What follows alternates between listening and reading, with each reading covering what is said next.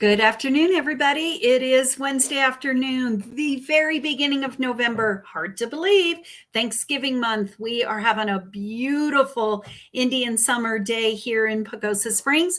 I would like to remind everybody you get to sleep an extra hour on Saturday night. Remember to turn your clocks back, fall back as we go into daylight savings or get off of daylight savings time. Not sure I like this. I feel like I want to go to bed at 6 o'clock every night, but here we are, and we are off daylight savings time. So for you businesses, maybe post notes up for your employees and all your workspaces, maybe send out some texts, some reminders. We don't want people showing up late for work or even early for work for that matter. I want to also remind everybody that this weekend is the Broadway in the Rockies with Tim Sullivan. That is Saturday night in Durango. It's a great, great benefit. So remember to buy your tickets for that. Really helps children in the arts and music and scholarships. And there's some phenomenal performers. So that's something that you just don't want to miss. Make it an event and head over to Durango, to the Durango Arts Center, and join Tim and his sister and their special guests for Broadway in the Rockies this weekend. We have a few short reminders for everybody. For you nonprofit agencies, did you know that Festival of Trees is coming right up? It is going to be on December 2nd and 3rd at the community center. So if you did not apply to have a tree in the Festival of Trees, Jamie Carruthers over at the community center is going to let you sneak in if you get your application in soon. So please join them. Call Jamie at the community center, 264-4152, and she will talk to you. You can get your tree in. So for those who don't know about the Festival of Trees, we are going to have Jamie or Darren on with us at a later show, but just to let you know, it's super important for our nonprofit agencies because people buy your trees, they get auctioned off, you get to bring family and friends in, plus the public gets to vote, and the votes are $1 a vote. So your organization gets to raise money with very little effort on your part. Plus, you get to show your creativity. So there are amazing, gorgeous, creative trees, anything from the elegant to the fancy and just the odd and the funky. And you get to talk about and talk about your organization in creativity by decorating a Christmas tree.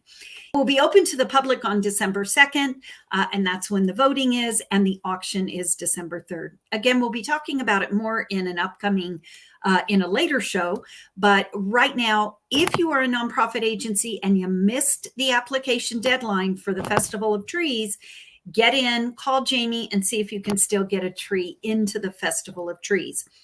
Also for the public, for our business community and our residents, the lighting contest will be happening, and we'll be having Jenny Green on with us probably next week to talk more about the lighting contest. But the final application is due on November 17th. So that date is coming up. You know, we have some beautifully decorated homes and businesses. I know one out there that's already decorated, and I think it's pretty gorgeous. So you know, try and recoup some money because the winning prize is $1,000, and then second place is $500, and then third place is $250, and that's for our residential category. The businesses can get that same award, but they get that in advertising dollars thanks to the participation and the sponsorship of the Pagosa Springs Sun. So, you know, come on, folks. Enter into the contest. You can get the application on the Chamber's website. Just scroll down to Community and Chamber News and click on the link and enter the contest. They'll also be producing a map so that people visiting Pagosa Springs or our residents can drive around the community and find out where the homes or businesses are that entered the contest. It's super fun. Just enter and try and recoup some money that you've invested. You invested a lot of time in beauty, and so let people see that and try and win a prize. So applications due on November 17th.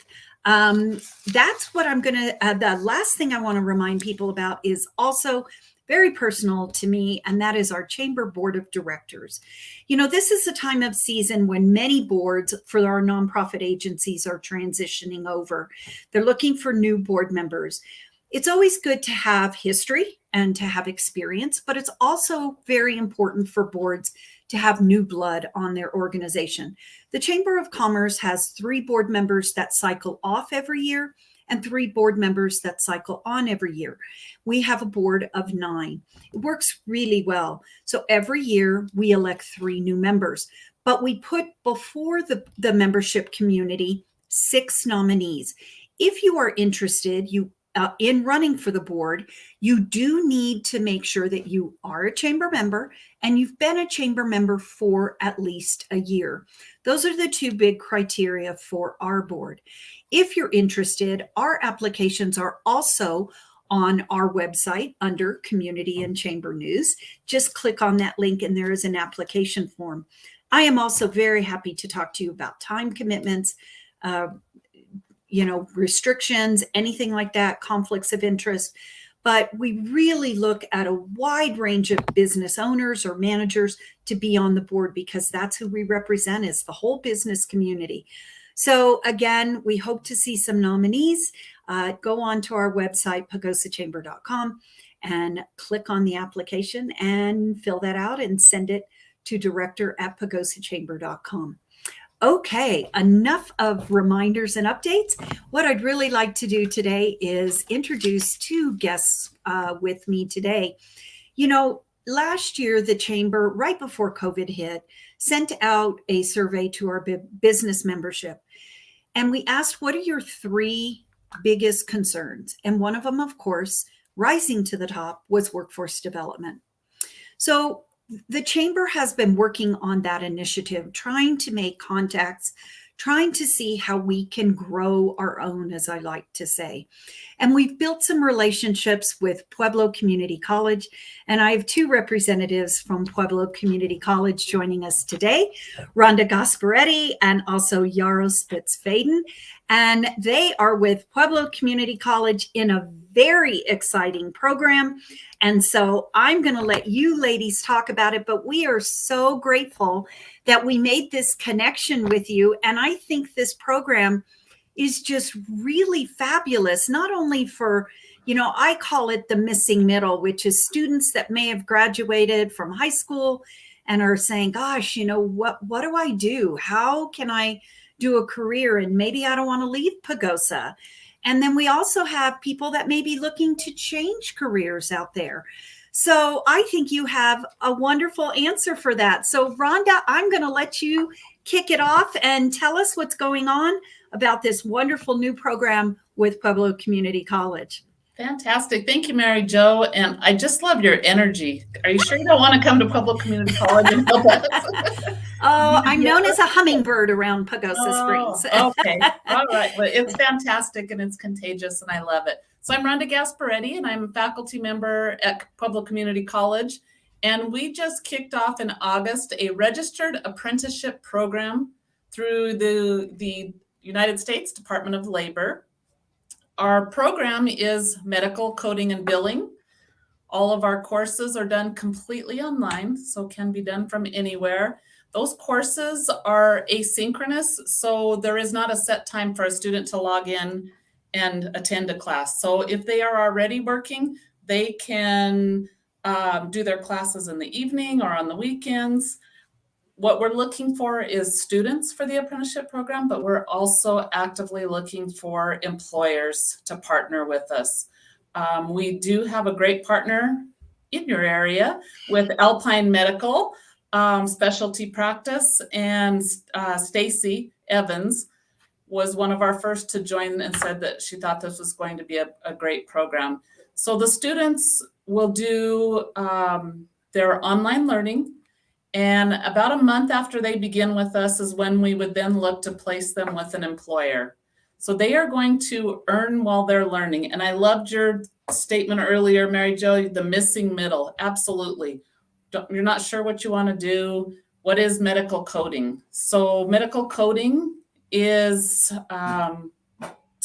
working for either a doctor's office, a dentist office, could be an eye clinic, could be, of all things, and it kind of sounds crazy, but a zoo. Zoo has to do coding. Really? Coding, yes, they're looking Wish we had a zoo.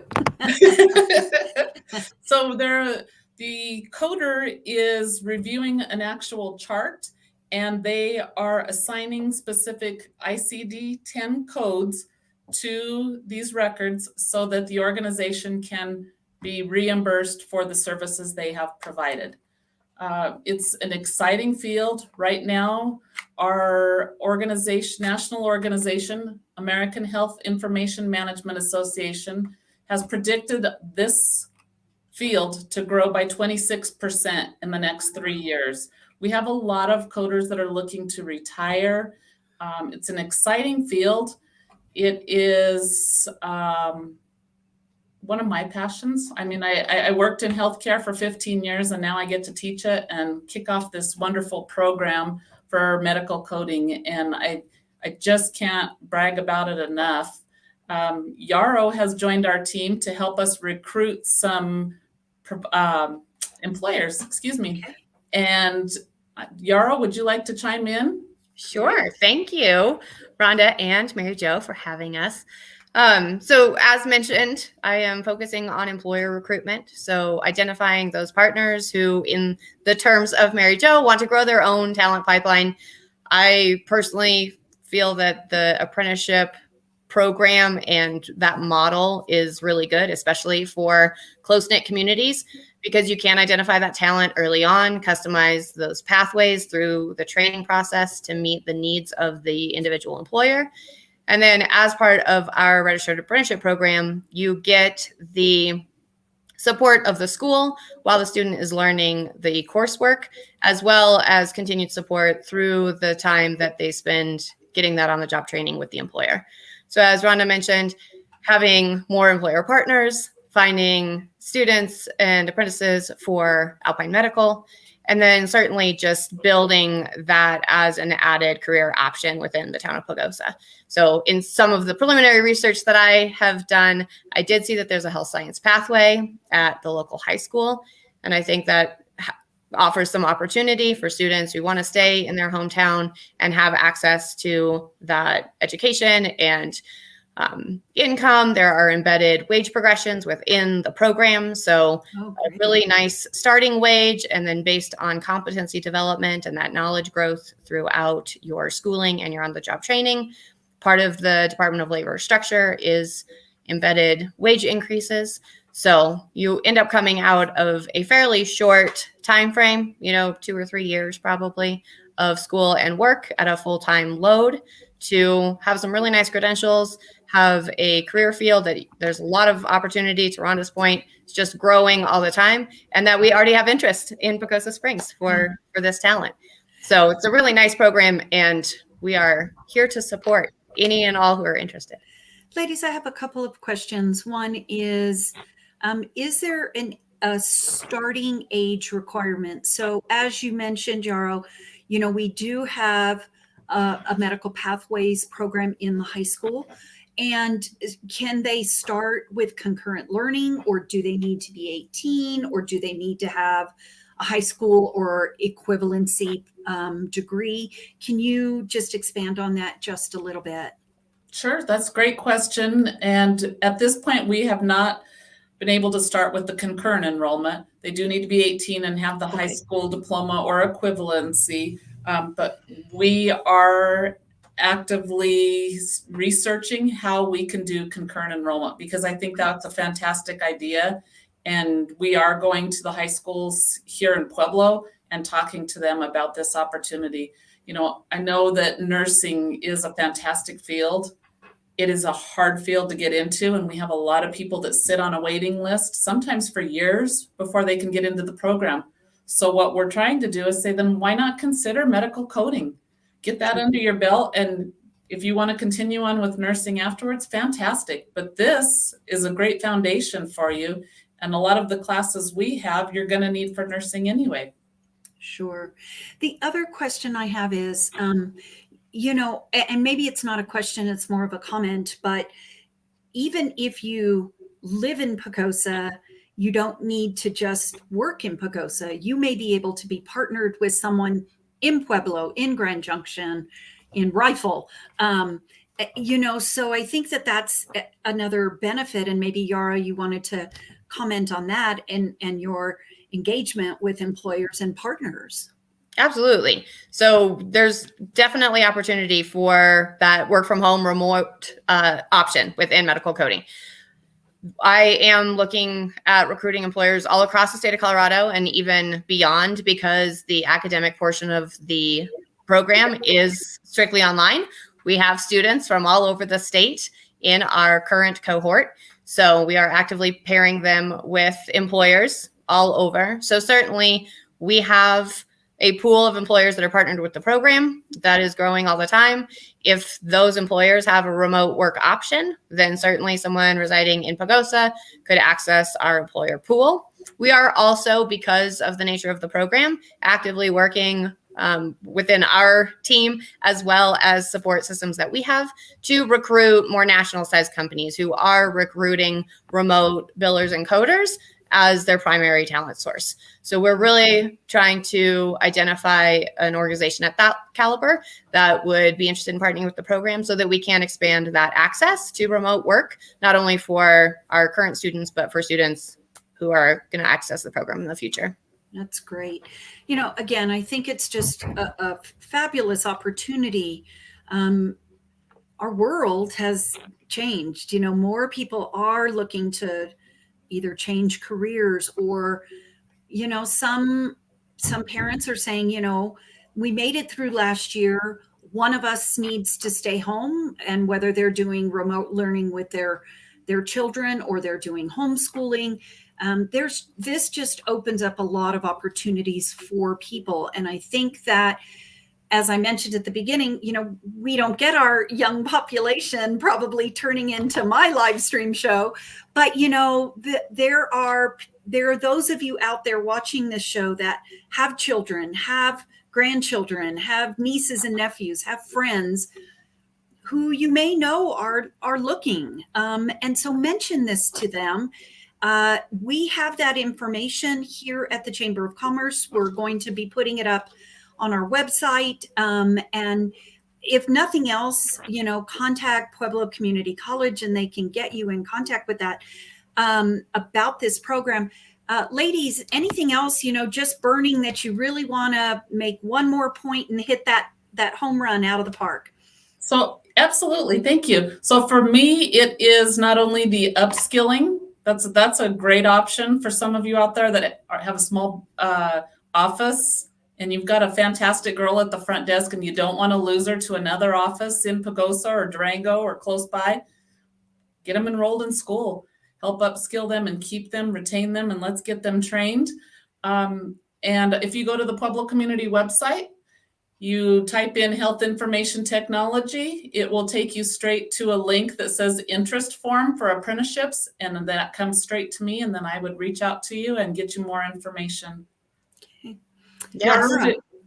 And just on that, just thank you for having us, for helping spread the word. And as a passionate career coach and skilled trades advocate from my past, just options, for those of you who maybe aren't interested personally in the program, but know somebody who might, and just offering those options. Remote work is new. Sometimes skilled trades is a new concept for people, thinking about what they want to do. And these short programs, this is a viable career choice that is a fairly short training from not knowing anything to having really nice gainful employment. And even if it's kind of a stepping stone of, I have this resource and access to this employment now, and you can learn all kinds of things that you can transfer to later skills and career pursuits in the future. But just sharing the information on all levels, and Great. Appreciate the support for sure. And as you mentioned, Rhonda, you can earn while you learn. And also one more question, and I promise I'll let you off. Is there any opportunities for tuition grants or assistance in any way, shape, or form? That's a great question. Absolutely. So there is this program does allow for FAFSA for you to apply. But within the program itself, each semester we have a large handful of grants and scholarships available to students, and we let them know in plenty of time how to apply. If they need help, we will help them with that. There's a lot of opportunities. And we're also working with our workforce center to see what they can offer for these folks. And you mentioned elderly population or the younger population. Right now, our cohort is the majority are older who are looking for a change and wanting to stay at home, work from home, and finish out their careers. So we accept all ages, men, women. We have two men in the program. So veterans, we have 2 veterans. So we're very inclusive. And if you want more information, please reach out to us. We'd love to talk to you. Perfect. Ladies, thank you so much. It was so informative. I hope that many out in our audience are intrigued. And again, we'll pass it on to family, friends, everybody that you can. This is a great work opportunity here in Pagosa Springs. Thank you, ladies, for joining us. And thank you, everybody, for joining us this Wednesday. We'll be back next Wednesday. Don't forget to turn your clocks back, get an extra hour's sleep, enjoy this gorgeous weather. We could use a little moisture, but it doesn't look great. But enjoy everything that's out there. We appreciate you joining us. And don't forget those deadlines, especially you nonprofits for Festival of Trees. So, and join Tim Sullivan this Saturday as well in Durango. Thank you, everybody. We'll see you next week on live stream.